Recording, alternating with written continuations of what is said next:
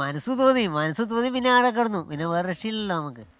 വൈകിട്ട് നമ്മൾ ക്ലാസ് കഴിഞ്ഞ് വരുന്നത്. അപ്പോൾ ആ സമയത്ത് എന്ന് വെച്ചാൽ ഫോണിൽ നമ്മളായിപ്പോയി. അപ്പോൾ പെട്ടെന്ന് വണ്ടി വരുന്നത് നമ്മൾ കാണുന്നില്ല, തിരിഞ്ഞില്ല, വണ്ടീൻ്റെ സൗണ്ട് തിരിഞ്ഞില്ല. അപ്പോൾ പെട്ടെന്ന് നമ്മൾ അവിടെ കിടന്നു. അപ്പോൾ വണ്ടി പോയതിനു ശേഷം നമ്മൾ എണീറ്റു.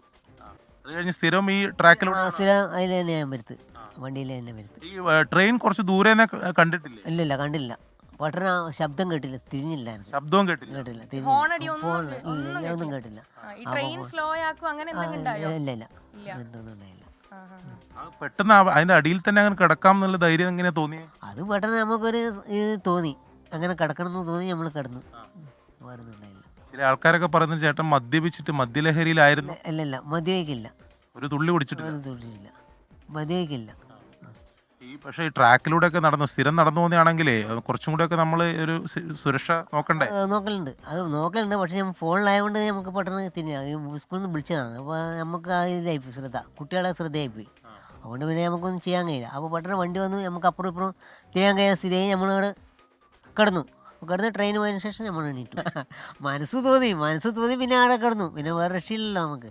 ഈ ട്രെയിൻ മുകളിലൂടെ കടന്നു പോകുമ്പോൾ എന്താ തോന്നി ശരിക്കും? നമ്മൾ ഭയമുണ്ട്, ശരിയായ ഒരു ഭയം തന്നെയാണ്. എങ്ങനെ നമ്മൾ രക്ഷപ്പെട്ടത് നമുക്ക് തന്നെ തിരിയുന്നില്ല. അതാണ്.